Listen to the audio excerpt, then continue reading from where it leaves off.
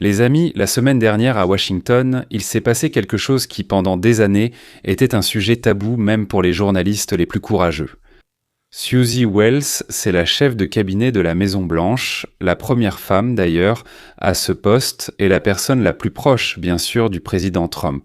Debout derrière le pupitre lors de la cérémonie, cette femme héroïne a prononcé une phrase qui a plongé la salle dans un léger silence. Elle a dit « Je pense que nous apprendrons encore qu'il a vraiment gagné ». Il s'agissait de Donald Trump et de sa victoire en 2020. Dans ces États où, depuis 5 ans, nous avons tous l'habitude de compter, il a perdu. Mais commençons par ce qui s'est passé lors de la bacchanale du défilé dans la ville de Moscou. Les amis, pendant 4 années consécutives, on nous expliquait que cette guerre ne finirait jamais, que Vladimir Poutine mourrait dans un sauna. Au Kremlin, en s'accouplant avec un garçon tatar de 13 ans, avant d'arrêter de donner des garçons russes en pâture aux corbeaux dans le Donbass. On disait que les négociations étaient moins des contes de fées pour naïfs, et que le président américain face à Vladimir Poutine, c'est comme un bichon ou un roquet face à un ours ou un éléphant. Et cette semaine, l'ours s'est soudain gratté et a dit « Vous savez les gars, je vais rentrer chez moi. Alors qu'est-ce qui s'est passé aujourd'hui? Qui ment? À qui profite cette guerre? Et que devons-nous faire, vous et moi, pendant qu'à Moscou et à Kiev, ils se partagent la peau de l'ours qui n'a pas encore été tué ?» Rédacteur dimanche 9 mai Moscou, défilé de la victoire. Plus précisément, ce qu'il en reste. Il n'y avait presque pas de chars. Il n'y avait que 2 invités étrangers et demi, tous à la retraite depuis longtemps. Mais la sécurité était telle qu'on aurait dit que la Corée du Nord fêtait la victoire en mode blackout. Le Kremlin est nerveux. Et c'est compréhensible. Les drones ukrainiens survolent désormais la Russie aussi aisément que les avions d'Aeroflot survolaient les aéroports à l'époque soviétique. Sauf que c'est moins cher et plus précis. Et ce même jour, Vladimir Vladimirovitch apparaît devant la caméra et déclare « Je cite, « Je pense que l'affaire touche à sa fin. » L'affaire, eh bien cette fameuse opération militaire spéciale, l'opération militaire spéciale, qui devait se terminer en 3 jours et demi, avec un défilé à Kiev le 5e jour. En février 2022, elle devait se terminer.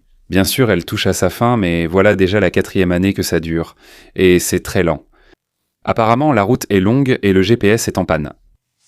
Et il ajoute. VV ajoute « Je suis prêt à rencontrer Zelenskaya à Moscou. » Ou bien dans un pays neutre. Zelensky doit apparemment accourir chercher le bouquet. Revenons en arrière d'une journée. Vendredi 8 mai, Donald Trump annonce un cessez-le-feu de 3 jours. Samedi, dimanche, lundi. Et un échange de prisonniers. 1000 contre 1000, le Kremlin accepte. Eh bien, Kiev acquiesce. Pour la première fois en 4 ans, les canons se taisent sur toute la ligne de front. Et savez-vous ce qui est étrange ? Les 2 parties ont admis, même brièvement, qu'elles pouvaient cesser le feu si elles le voulaient. C'est une découverte étonnante.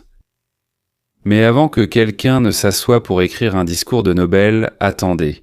Avec Poutine, il y a toujours une entourloupe. C'est bien lui, l'entourloupe, et même la grosse entourloupe. Avec Poutine, l'entourloupe n'est pas un bug, c'est une fonctionnalité. Dès le lendemain matin, son assistant, donc Ushakov, Yuri Ushakov, sort et explique que, en gros, ce n'est pas Poutine qui a parlé ni de paix, ni de l'Ukraine. Et en fait, il se taisait. Vous avez juste pris son silence pour une conversation. Donc, eh bien, qu'est-ce que cela voulait dire ? A dit Ushakov, il ne faut presque rien, juste que l'Ukraine retire ses troupes de tout le Donbass. Quoi ? De tout. Y compris cette terre, donc, sur laquelle les soldats ukrainiens se tiennent actuellement et qu'ils défendent au prix de leur vie, soit dit en passant. C'est modeste, juste une capitulation. Et moi, j'avais pensé des négociations. Il est d'accord pour se rencontrer à Moscou ou ailleurs. Il ajoute, Zelensky n'est pas légitime, selon Ushakov. Donc le 9, il était légitime, et le 8, il ne l'était plus, c'est ça ? Le mandat est expiré. Le président, enfin l'assistant de Zelensky. Donc bien sûr, nous allons le rencontrer, mais tout ce qu'il signera sera nul et non avenu. Attendez, si on le rencontre, mais s'il signe, ce ne sera pas valide, son mandat est expiré. Si vous ne quittez pas tout le Donbass, nous, des gens sérieux, ne discuterons même pas avec vous. Le lendemain, le chef dit « Je suis prêt à rencontrer ». Vous comprenez? Très bien. Donc c'est comme si je vous invitais à un mariage, mais je veux vous prévenir à l'avance que le mariage est déjà annulé. C'est la tactique classique du Kremlin. Serrer la main tout en brisant les doigts. Et maintenant, les amis, voyons donc qui se tient là, près du drone. Parce que dire que Poutine décide, c'est un conte pour les correspondants étrangers en mission. En réalité, ce sont les clans qui décident. Et chaque clan a son propre, comment dire plus précisément, un business plan, pour parler intelligemment. Le premier clan, ce sont les Siloviki. Eh bien, c'est le FSB, le GRU, il y a la famille immortelle des Patrouchev, Nikolai le père, Dimitri, je crois, le fils. Bientôt, il y aura probablement Dimitri le petit-fils. Oui, le petit-fils, donc Nikolai, Dimitri, Dimitri. Ces gars-là, ce sont des produits de la guerre. La guerre, c'est leur légitimité, leur budget, leur couverture. Sans la guerre, eh bien, ciao pour eux, non. Des fonctionnaires en uniforme avec un ventre qui pend. Mais avec la guerre, ils sont les maîtres du pays. Devinez donc ce qu'ils veulent. Le deuxième plan. CMI. Complexe militaro-industriel. Sergei Chemezov, Rostec, des contrats de plusieurs milliards. Ces gens gagnent de l'argent qu'on n'a probablement pas vu depuis l'époque de Leonid Ilitch. Les usines tournent en 3 équipes, les obus sont déjà exportés vers la Corée du Nord. Oui, maintenant, la maîtresse de l'URSS, maintenant la Fédération de Russie, exporte vers la Corée du Nord. On en est arrivé là. La guerre, pour eux, c'est un fonds de pension. Et pas un seul. Le 3e clan. Les oligarques de substitution. Ceux qui ont racheté McDonald's, Ikea, Renault pour 3 roubles. Et donc bon, pour 3 roubles 50, d'accord, n'exagérons pas, hein, leur fortune a augmenté grâce aux sanctions. Ils devraient allumer un cierge pour l'Ouest. Qu'est-ce que ces gars vont gagner? Qu'est-ce qu'ils tirent de la guerre? Des contrats, une couverture pour les répressions, la possibilité de s'approprier n'importe quoi sous prétexte de dire « c'est un agent de l'étranger, je suis obligé de le lui prendre ». Le remplacement des entreprises occidentales. L'argent du pétrole qui transite par l'Inde et la Turquie avec une remise mais en grande quantité. Et la plus douce des hystéries patriotiques qui détournent parfaitement la population du fait que, eh bien, il n'y a plus d'asphalte dans la région de Tver depuis longtemps. Qu'est-ce qu'ils perdent? Si la guerre se termine, c'est fini. En plus, attention, les hommes reviennent du front. En colère. En colère, armés. Beaucoup viennent des colonies pénitentiaires et des bataillons disciplinaires. Mais le groupe social le plus agréable sera appelé, bien sûr, un certain syndrome ukrainien. Après l'Afghanistan, le syndrome afghan. Après la Tchétchénie, le syndrome tchétchène. Maintenant, ce sera la catastrophe. C'est foutu. Parce que jamais auparavant, personne n'a été autant et aussi longtemps lessivé. Et surtout, sans ennemis extérieurs, les clans commencent, plus précisément, à se dévorer entre eux. C'est la loi de la nature en Fédération de Russie. Un aquarium avec des piranhas, n'est-ce pas? Tant qu'on jette de la viande, tout va bien. Mais si on arrête, ils mangent leurs voisins. Que peuvent-ils gagner si la guerre se termine? Et surtout si elle se termine correctement? Un conflit gelé. Les territoires annexés sont reconnus de facto. Une partie des sanctions est levée. L'Europe lève toujours les sanctions, oubliant vite et accumulant de longues factures de gaz, ce qui compte beaucoup. On reprend son souffle, se réarme, puis dans 5 à 7 ans, on recommence. Déjà en tenant compte des erreurs. La Géorgie de 1928 a appris à l'Ukraine de 1922. L'Ukraine apprendra encore quelque chose à quelqu'un. Ce n'est qu'une question de temps, pas de volonté. Bien sûr, il faut encore faire de l'argent. Ils ont tout partagé, tout construit. De nouveaux prédateurs arrivent. Il est temps de faire de l'argent. Ils sont partis en Ukraine. Il y a donc une division au Kremlin. Les forces de sécurité veulent une guerre sans fin. Sans interruption. Geler l'argent avec les bénéfices. Et les plus discrets ont déjà construit des petites maisons à Dubaï. Des petites maisons. Des petites maisons à Dubaï. Ils répètent les interviews. Je ne savais rien. Et Poutine fait l'équilibriste. Son affaire touche à sa fin. Ce n'est pas un signal à l'Occident. C'est un signal vers l'intérieur. Les gars, j'entends. Peut-être qu'un jour, si on a de la chance, tenez bon. Il y a aussi un autre pays, Kiev. Kiev existe, oui. Nous pensions qu'il n'y avait que la Russie, mais il y a aussi Kiev. Et là, les amis, la situation a changé si brusquement que la moitié des correspondants du monde entier n'a toujours pas eu le temps de réécrire leur liste, de changer leur dossier. Je ne sais pas comment ça s'appelle. Il y a encore 6 mois, au centre de l'entourage de Volodymyr Zelensky, se trouvait Andriy Yermak, le chef du bureau du président. Le président de l'ombre, comme on l'appelait, une ombre si épaisse qu'elle cachait même le soleil. Ce qui ne plaisait pas toujours au soleil. Les nominations passaient par lui, l'argent passait par lui, l'accès passait par lui. Les diplomates étrangers se plaignaient discrètement. Tu t'adresses peu à Zelensky. C'est Yermak qui répond. Ou bien tu vas voir Zelensky. Et Yermak. Où que tu ailles, Yermak, même aux toilettes, Yermak, partout. Et voilà que le 28 novembre 2025, le Nabu. Le Bureau national anticorruption d'Ukraine, qui ne dépend pas, excusez-moi, ni d'Yermak, ni de Zelensky, mais dépend de quelqu'un d'autre. On obéit à qui il faut, c'est tout. Ils font irruption dans l'appartement d'Yermak pour y mener une perquisition. Le lendemain, démission. Sans ovation. Sans adieu. Même pas la formule habituelle à sa demande pour relever un nouveau défi. Mais qu'est-ce qui s'est passé? Petit scandale avec Energoatom. La plus grande affaire de corruption de toute l'ère Zelensky. Sur les enregistrements publiés par le Nabu, il y a un personnage surnommé Ali Baba. Devinez qui, selon la fuite de son propre bureau, est identifié comme Ali Baba. Devinez bien. La première lettre commence par la dernière lettre de l'alphabet latin. Ce n'est quand même pas Pouchkine ni Lermontov, n'est-ce pas? Et où est passé Yermak? Ah, selon les rapports officiels, il est parti pour le front. Il soutient le front. Un bel euphémisme ukrainien, comme on dit, les amis. Au front, c'est la Sibérie politique. Mais juste un peu plus dangereux. Là-bas, on tire encore. Ils ont ainsi neutralisé l'ancien ministre de la Défense, Reznikov, en 2023. C'est ainsi qu'ils en ont neutralisé quelques autres. Cela signifie disparu de la politique, mais officiellement encore dans le système. S'il survit, eh bien, il attendra son heure. Et s'il ne survit pas, eh bien, la musique jouera très fort et très tristement. Et attention, c'est un moment clé. Le 2 janvier 2026, Kirill Boudanov remplace Yermak. Ce même Boudanov qui dirigeait le renseignement militaire, le GUR, depuis 5 ans. Il a 39 ans, un officier du renseignement militaire, ancien et sans aucune réputation de corruption derrière lui, même si les rumeurs persistent en permanence. On dit que certains États africains étaient très contents des chars que Boudanov leur fournissait, disons pour une petite somme, pour la moitié de leur valeur réelle, parce que lui, il les avait obtenus gratuitement. D'où les avait-il pris?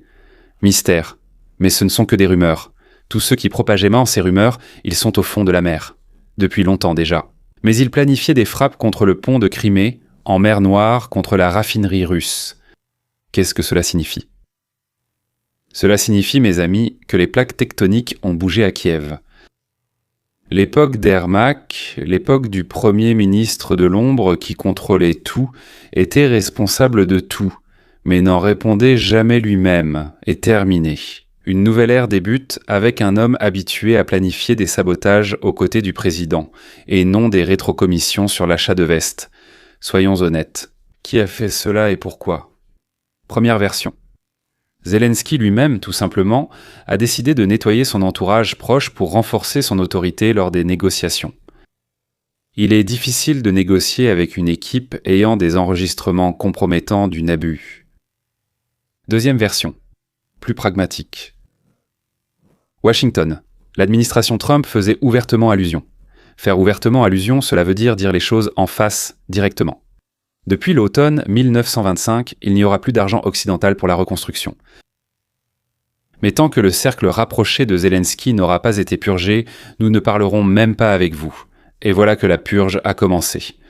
Étrange coïncidence, n'est-ce pas? Troisième version, la plus probable. Les deux choses se sont produites en même temps. Et Zelensky a décidé de se libérer de son tuteur.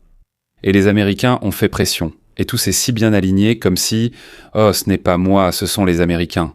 Et non, la personne était partie au front, de son propre gré. Zelensky a fait ce qu'il fallait en présentant cela comme si c'était leur propre décision. Voilà. L'entourage actuel de Zelensky profite de la poursuite de la guerre. La loi martiale est prolongée tous les 90 jours. Les élections sont interdites. Il n'y a pas de choix. Le mandat présidentiel a expiré en mai 2024. Mais le président est resté en place. Donc c'est expiré, le mandat est expiré, le mandat est terminé, mais le président n'est pas parti. Ils ont ouvert un article dans la Constitution. Ça s'appelle le Perpetuum mobile éternel. C'est quasiment le nom de famille de Zelensky. L'opposition est en suspens. Poroshenko n'a pas le droit de quitter le pays. Sans avoir le droit de quitter le pays. Eh bien, c'est logique. Pourquoi partirait-il ? Il n'a aucune raison. Que ferait-il ? Il était bien en Ukraine, les chaînes sont fermées. L'Église orthodoxe du patriarcat de Moscou est sous enquête. L'aide occidentale continue d'arriver, même si le flux est déjà maigre et conditionné. Des centaines de milliards en armes, des subventions. Mais Trump lie désormais chaque tranche à des mesures concrètes. Lutte contre la corruption, réforme, progrès dans les négociations et ainsi de suite. Maintenant, qu'est-ce qu'ils perdent si la guerre se termine ? La loi martiale sera levée. Donc, il devra y avoir des élections. Des élections. Quelle horreur, il devra y avoir des élections. Non, et c'est là, mes amis, que le cirque commence. Il s'avère que Zelensky a un adversaire. Valera Zaloni a mûri, d'après ce qu'on m'a raconté. Politiquement, il manque de courage. Mais il a pris son courage à deux mains. Ancien commandant en chef, actuel ambassadeur à Londres. C'est-à-dire qu'il a réussi là-bas et ici aussi. Selon les sondages ukrainiens, il est nettement plus populaire que Zelensky. Une figure héroïque. Il n'a pas de réputation de corruption. Au contraire, on raconte des histoires senteuses sur la façon dont il gênait. Il essayait d'empêcher cela. Et ainsi de suite. Et c'est, soi-disant, parce qu'il essayait d'empêcher la corruption qu'il a été évincé. S'il revient dans le pays et se manifeste, ce sera difficile pour Zelensky. Poroshenko apparaîtra, Klitschko apparaîtra, Timoshenko d'ailleurs est toujours là. Elle attend. Elle guette dans l'ombre et attend. Mais ce n'est même pas le plus important. L'essentiel, c'est l'immunité. Avec la démission de Rybak, c'est devenu clair. L'immunité exceptionnelle de la loi martiale est en train de craquer. Le Nabu travaille. Les Américains sont des salauds. Ils donnent parfois un coup de pied au cul. Le SAP travaille aussi. Bikus.info. Ukrainska Pravda. Skemi. Ils publient notamment des articles. Et pour cela, on ne leur tire plus sur les fenêtres. Et personne ne les frappe avec des barres de fer. Les barres sont en finis. Et après la levée de la loi martiale, ce processus va s'accélérer, pas s'arrêter. C'est ça qui est vexant. Tu pourrais dire, j'aurais pu voler 4 fois plus. J'ai laissé une partie au peuple. Je n'ai pas tout volé. Et en plus, on te punit pour ça. Qui sera le prochain après Yermak ?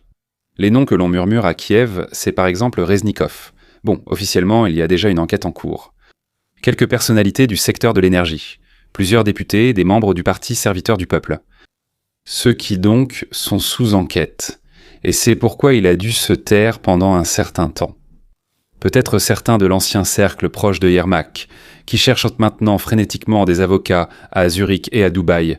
Ce n'est plus une prévision, messieurs. C'est un processus, comme disait le camarade, donc celui-là avec la tache sur le front, Gorbatchev. Il disait... Comment il disait ? Sur le front, oui. Sur son front, allons-y. Eh bien, il disait ça d'une manière très drôle. Il mettait l'accent au mauvais endroit. Et l'administration Trump envoie un signal à Kiev. Chaque nom que vous enverrez en prison avant les élections, c'est un gain de confiance.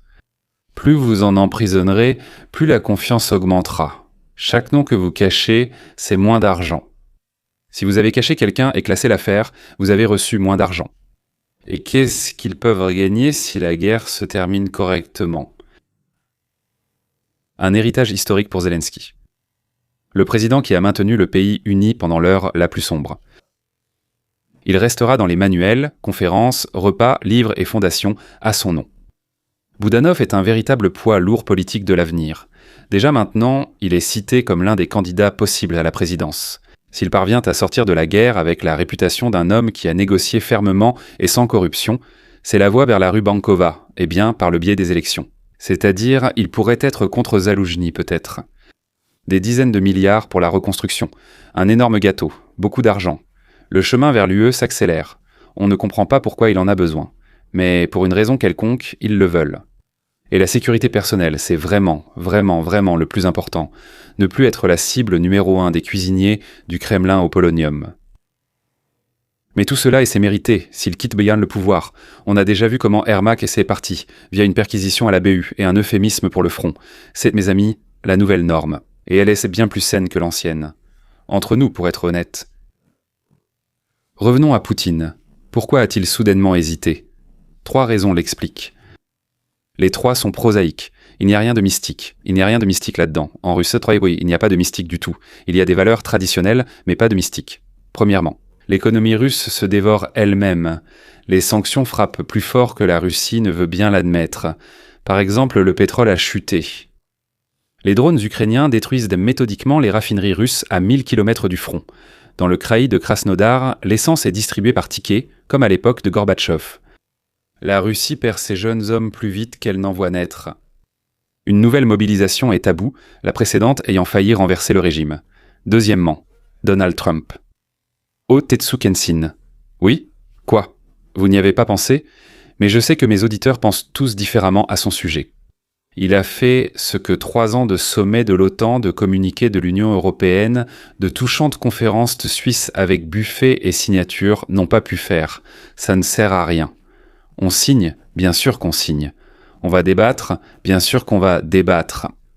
Il a décroché le téléphone, Trump. Il a dit à Poutine, ferme la vanne.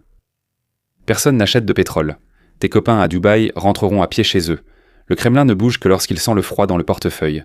Troisièmement, le peuple russe lui-même. Un défilé réduit. Ce n'est pas un hasard, messieurs.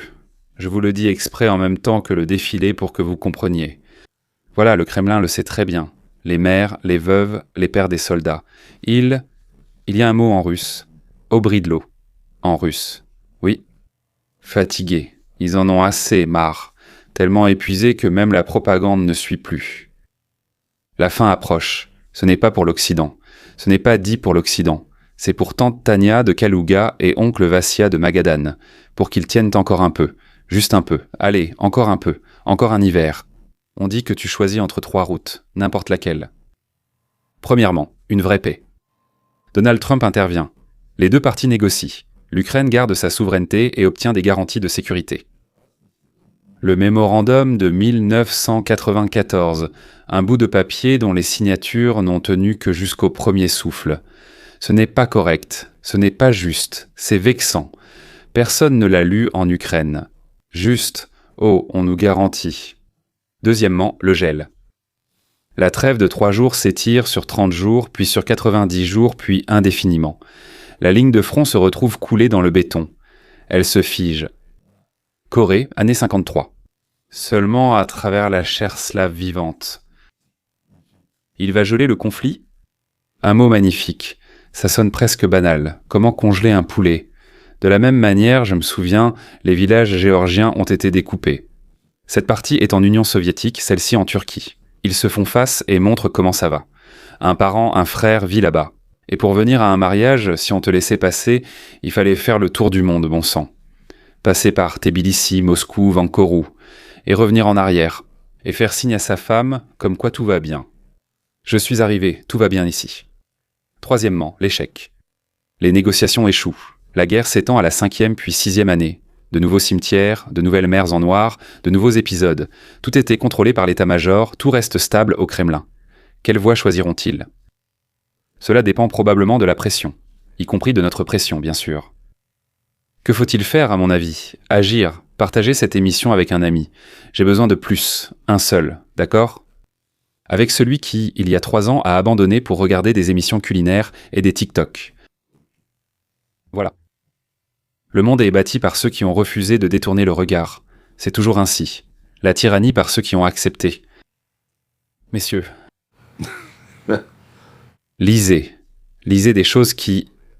Vous pouvez bien consacrer 1 heure, 1 heure et demie par jour à ce qu'on vous lave le cerveau. Prenez encore Berdyaev, par exemple, la philosophie de l'inégalité. Lisez-la. La liberté n'est pas l'égalité de tous dans la misère, mais le droit d'être soi-même.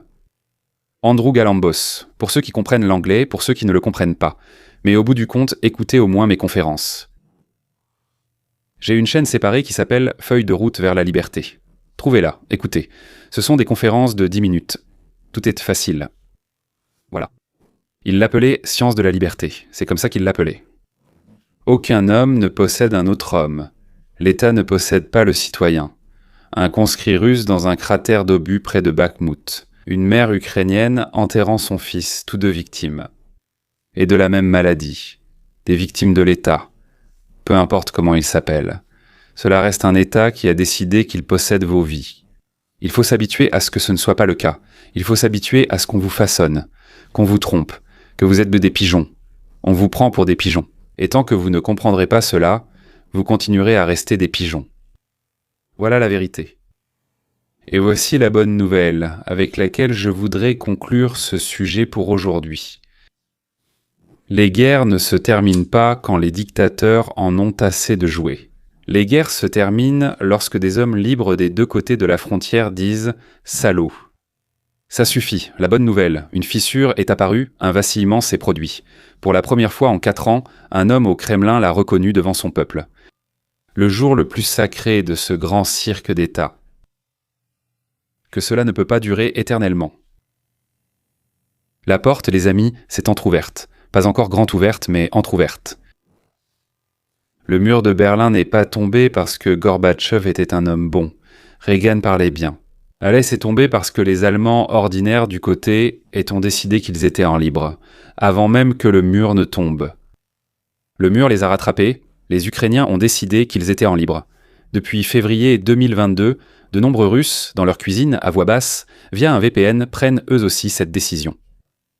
Et nous, en Amérique, dans la dernière grande expérience de la liberté humaine, nous sommes obligés de garder la lampe allumée. Pour que la tyrannie ne triomphe jamais, ni ailleurs ni chez nous, où il y en a déjà assez, sans Poutine. Passez par cette porte. Poussez-la, emmenez les autres avec vous. C'est aussi très important. Bon, d'accord. Revenons à Suzy Wiles, la chef de l'administration de la Maison-Blanche, qui a dit « Je pense que nous apprendrons encore qu'il a vraiment gagné ». Lui, c'est Donald Trump, il a gagné en 2020 dans ces États où, comme nous avions l'habitude de le croire, pendant 5 ans, on nous a dit qu'il avait perdu. Go.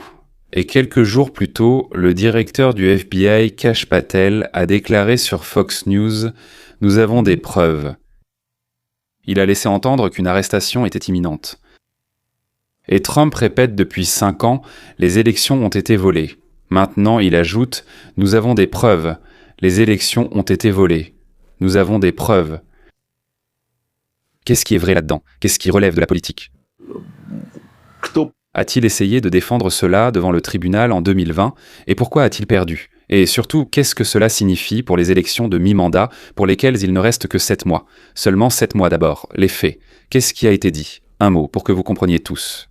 Donc, Wells, le White May, lors d'un dîner du Forum indépendant des femmes, Independent Women's Forum, raconte comment, après les élections de 2020, Trump l'a invité à Mar-a-Lago. Et ils ont discuté de pourquoi il avait gagné la Floride, mais avait étrangement perdu dans plusieurs autres États. Et elle ajoute « Je pense que nous le saurons un jour. Kash Patel, FBI. » Soit le 19, soit le 20 avril. Dans l'émission Sunday Morning News, nous avons des preuves. Il précise « L'enquête de 2020 se fond désormais dans une seule grande affaire de complot. » L'enquête qui s'est menée, eh bien, nous avons toujours un certain centre, pour que tout tourne autour d'un seul endroit.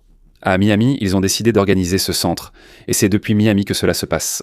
En parallèle à l'affaire de Brennan Comey évoquée la semaine dernière. Et la figure clé à laquelle peu de gens ont prêté attention, Kurt Olsen, un avocat qui a promu pendant des années la théorie de la falsification de l'élection de 2020 travaille maintenant à l'intérieur de la Maison-Blanche. Selon les informations, il a eu accès à des documents secrets de la communauté du renseignement liés aux élections de 2020. De plus, comme je l'ai déjà mentionné, Joseph DeJanova, un vétéran et procureur républicain. Il a été nommé conseiller du procureur général Todd Blanche. Le 20 avril, sa mission est de piloter l'affaire du grand complot. Autrement dit, l'affaire de la grande conspiration. Tout cela se fusionne maintenant, se forme non pas comme plusieurs affaires distinctes, mais comme une seule grande affaire. J'ai déjà expliqué pourquoi c'est important, le délai de prescription étant automatiquement prolongé, nous n'allons pas approfondir. Ce ne sont donc pas des déclarations isolées, mais une campagne coordonnée depuis la Maison-Blanche, le FBI et le ministère de la Justice. De façon synchronisée. Maintenant, les mêmes accusations entendues depuis 5 ans. Je vais les énumérer pour clarifier. D'abord, les retards dans le dépouillement. Je veux dire quelles étaient les étrangetés lors de l'élection de 2020. La nuit électorale, Donald Trump menait en Pennsylvanie, Michigan, Wisconsin et Géorgie. Vers 2 heures du matin, en Californie, je me suis couché en sachant que Donald Trump avait gagné. À 5 heures du matin, ma fille m'a réveillé et m'a dit « Tu sais, c'est Joe Biden qui est en train de gagner ». C'est-à-dire, en 3 heures entre nos deux nuits, il était 5 heures du matin. De l'autre côté, ajoutez 3 heures. Pendant ces 3 heures, quelque chose s'est passé. Pourquoi ? Certains États, selon la loi, interdisaient d'ouvrir les bulletins postaux avant le jour de l'élection. Et il y avait beaucoup plus de bulletins postaux que d'habitude. Cela s'explique, paraît-il, par la pandémie, le Covid. Les républicains ont principalement voté dans les bureaux de vote le jour des élections, tandis que les démocrates ont voté par correspondance. C'est pourquoi, disent-ils, les bulletins rouges sont arrivés en premier, puis les bleus. Ce n'est pas une preuve de fraude, mais c'est un terrain fertile pour les soupçons, et dans de nombreux États, les procédures ont été modifiées. La manière dont les élections, le dépouillement et le reste se sont déroulés a soudain été changée par les gouverneurs, contournant les assemblées législatives. C'est, mes amis, un véritable problème constitutionnel. Des juristes sérieux en débattent encore aujourd'hui. Si tu prends et que littéralement 23 semaines avant le début des élections, tu changes soudainement les processus selon lesquels elles se déroulent, ce n'est pas conforme à la Constitution. Oui, voilà ce que nous avons là-bas. Deuxièmement, l'expulsion des observateurs républicains. Au centre, à Détroit, des images célèbres. Des fenêtres scotchées, une foule d'observateurs républicains derrière les portes. Officiellement, c'est une restriction Covid. L'entrée est interdite. Nous serons tous contaminés. On disait qu'il y avait trop de monde, mais en fait ils étaient absents, derrière la vitre, à distance. Impossible d'y voir quoi que ce soit. Le bureau des élections du Michigan a mené une enquête interne. Des violations de procédure ont été constatées, mais aucune falsification de vote n'a été confirmée. Comment peuvent-ils confirmer quelque chose ? Tous les votes sont déjà comptés. Cependant, la question même de l'observation du dépouillement est sacrée. S'il n'y a pas d'observateurs, il y a des soupçons. C'est la loi. Et là, les démocrates, ils se sont vraiment plantés. Troisièmement, bulletin vide, valise avec des bulletins. L'épisode principal, State Farm Arena à Atlanta. Une vidéo où un employé sort une boîte de bulletins de sous la table. Après que les observateurs ont annoncé que le travail était terminé pour la nuit. Pause. Les républicains sont partis. Et soudain, ils ont commencé à sortir de sous la table des sortes de boîtes avec des bulletins. Les procureurs en Géorgie ont enquêté sur cette affaire et conclu qu'il s'agissait de conteneurs ordinaires contenant des bulletins pré-borrettement pour le dépouillement. Un instant. Mais si vous avez dit que le travail s'arrêtait, partez et tout le monde est parti. Pourquoi certains sont-ils revenus et ont recommencé à travailler sans raison ? Les observateurs ont été exclus de la salle pour une raison inconnue, mais rien n'a été prouvé. Aucune violation de procédure ni falsification n'a été démontrée. Parce que la loi n'est pas rédigée de telle manière que, s'il y a eu falsification, cela soit immédiatement annulé. Elle est faite de façon à ce qu'après cela, tu doives encore prouver quelque chose. Quatrièmement, faux permis de conduire et vote de personnes qui ne sont pas citoyens. Campagne de 10 ans pour simplifier l'inscription sur les listes électorales. L'enregistrement des électeurs via les départements des transports automobiles en Californie, à New York et dans l'Illinois a permis aux immigrés illégaux d'obtenir des permis de conduire. Or, selon la loi, ils n'ont pas le droit de voter. Mais le contrôle est très faible. D'autant plus que dans ces États, on détournait le regard quand ces personnes arrivaient. Il y a des cas concrets de fraude avérée, des dizaines, des centaines. Mais on n'en a pas trouvé assez pour inverser le résultat de l'élection. Ce n'est pas prouvé. Le problème est réel, et il s'aggrave. Et cinquièmement, c'est la Chine et Dominion. Dominion, je ne sais pas comment dire. Les machines de comptage, c'est le sujet le plus sensible. On dit qu'ils étaient tous liés à des serveurs en Allemagne, ou au Venezuela. La Chine et l'Iran chargèrent des bulletins, et les algorithmes transférèrent des voix de l'un à l'autre. Mais ils n'ont rien prouvé. Et Fox News a dû payer 787,5 millions de dollars à la suite d'une plainte. Dominion a dit « Vous nous avez diffamés. Vous n'avez rien prouvé. Eh bien, prouvez-le. » Cela ne signifie pas que la Chine ne s'implique pas dans la politique américaine. Elle le fait. Par TikTok, par toutes sortes de dons universitaires, par Hunter Biden, mais l'histoire concrète. Dominion a inversé des voix. Ils n'ont encore pas pu le prouver. Ils ont étouffé l'affaire de l'ordinateur portable de Hunter Biden. Voilà, maintenant il y a un mythe qu'il faut briser, parce qu'il empêche de comprendre ce qui se passe. On dit que 60 tribunaux ont refusé de prendre l'affaire. Ce n'est pas tout à fait vrai, sans vouloir offenser qui que ce soit. Statistiques réelles. L'équipe de Trump et ses alliés ont déposé 62 plaintes dans 9 États. Parmi elles, 30 affaires ont été examinées sur le fond. Avec des audiences, des témoins, des expertises. Rejet partiel pour raison de procédure. Le plaignant n'avait pas le droit légal de porter plainte. Les avocats de Trump ont retiré une partie. Fait clé. Parmi les juges fédéraux qui ont examiné les affaires, il y en avait 12 nommés par Trump lui-même. Aucun d'entre eux n'a rendu de décision en faveur de Trump. Aucun. Ce n'étaient pas des militants libéraux. C'étaient ses propres nommés. Y compris les juges approuvés par le Sénat avec le soutien de Mitch McConnell. Une seule plainte a été gagnée en Pennsylvanie, sur une question technique mineure concernant les délais de dépôt des documents d'identité. Cela représentait quelques milliers de voix. Mais cela n'a pas changé le résultat électoral. Pourquoi cela ? Ce n'était pas un complot des juges. Mais parce qu'il y a une chose simple qui fonctionne dans les tribunaux américains. Montre-moi des preuves que l'on peut vérifier. Les rumeurs, graphiques, anomalies statistiques et théories ne fonctionnent pas. Ce qui fonctionne, c'est un nom, une date, un bulletin, un témoin sous serment. En résumé, 2020, l'équipe de Trump n'a pas pu présenter tout cela en quantité suffisante. Et maintenant, en 2026, Patel dit « Nous avons exactement ce que nous n'avions pas à l'époque ». Et Wells dit « Nous verrons bien ». D'accord, montrez-moi. Eh bien, pas dans un talk-show. Au tribunal. Parce que nous, les gens simples et ordinaires, oui, on en a un peu marre qu'on dise. Ils volent et personne ne le prouve. Ils trompent. J'espère vraiment que cette fois-ci, et ainsi de suite. Mais pourquoi tout ce tapage a-t-il commencé justement maintenant, 5 ans après l'événement ? Il y a plusieurs raisons. Premièrement, d'abord Trump a déjà le pouvoir. Le ministère de la Justice, le FBI, là-bas, tout le reste. L'accès aux documents classifiés qui étaient auparavant inaccessibles. S'il y a quelque chose à trouver, maintenant on peut le trouver. Deuxièmement, c'est politiquement synchronisé avec l'affaire du grand complot. Eh bien, pour 2016 dont nous avons parlé, ou la semaine dernière, Gabbard a révélé des documents sur la falsification des évaluations du renseignement par Brennan, Clapper et Comey. Le même cercle. Brennan, Clapper, Comey sont mentionnés dans la discussion de 2020. C'est un tout cohérent. C'est comme si tout était lié. Comme si ça avait commencé sans jamais s'arrêter. Une tentative de la part de la communauté du renseignement et de l'appareil du parti. Eh bien, ce même parti que nous n'aimons pas beaucoup, vous et moi. D'abord salir Trump, ensuite le destituer, puis, selon la Maison-Blanche, l'empêcher de revenir. Troisièmement, les élections de mi-mandat approchent. Il reste quoi ? 7 mois avant. Les républicains savaient que pour mener une réforme de la législation électorale, il faut la Chambre et le Sénat. Le bruit autour de 2020 mobilise la base, notre électorat de base. Et quatrièmement, la véritable tâche stratégique. Si d'ici 2026, novembre, si nous parvenons à montrer à la population ne serait-ce qu'une partie des violations confirmées, cela change l'état d'esprit concernant les réformes électorales.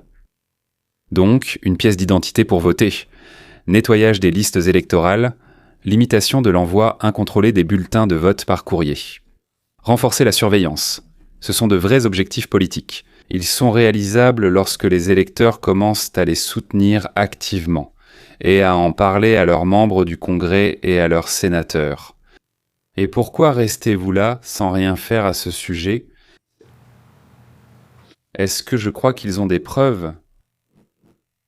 Une réponse honnête et directe, je ne sais pas. Je le jure. Cela s'appelle un scepticisme prudent. Pourquoi le scepticisme ? Parce que Pateri Bondi promet des arrestations cette semaine depuis déjà 6 mois. Les arrestations n'ont toujours pas eu lieu. Parce que Lindell, Powell et Giuliani ont promis le Kraken pendant 5 ans, mais le Kraken n'est jamais venu. Quand on entend depuis la Maison-Blanche, une révélation explosive arrive bientôt. En général, cette révélation s'avère bien moins fracassante que ce qui avait été annoncé. Pourquoi prudent ? Parce qu'il y a eu effectivement certaines violations, il y en a vraiment eu. Des modifications illégales des procédures dans divers États.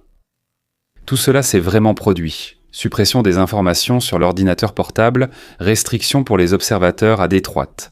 J'ai vu tout cela en direct à la télévision.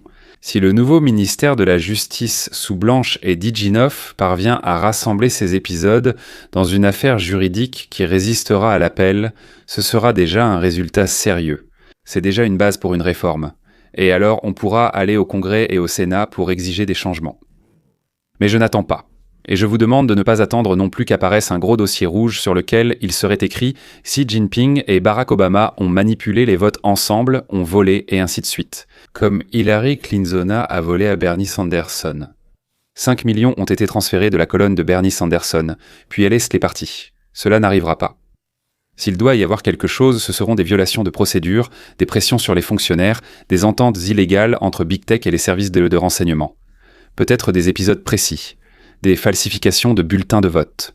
Sérieusement, c'est désagréable pour les démocrates, mais sans effet de matrice, comme on dit.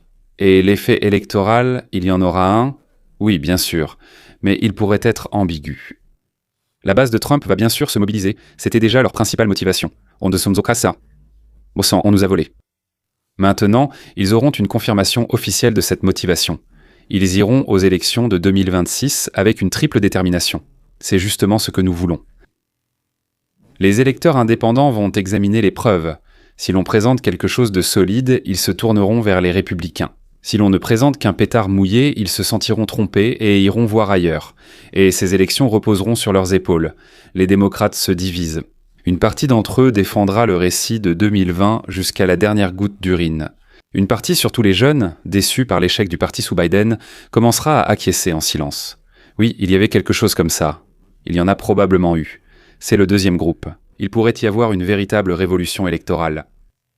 Le calendrier est serré. Les élections intermédiaires sont en novembre 26. Là, vous comprenez, il ne nous reste déjà plus beaucoup de mois. Que peut-on réussir à faire? Le grand jury. Oui, on peut le convoquer en un mois. On peut porter des accusations en 23 mois si les dossiers sont prêts. Les véritables condamnations, non, cela prend des années. Les appels, c'est encore des années.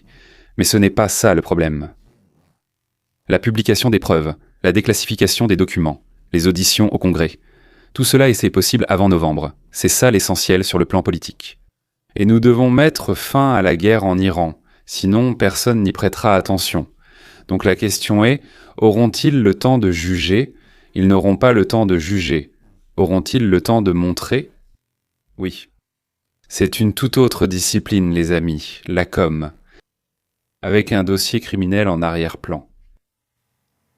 Qu'est-ce que je vous demande de faire? Premièrement, exiger des preuves, des deux parties.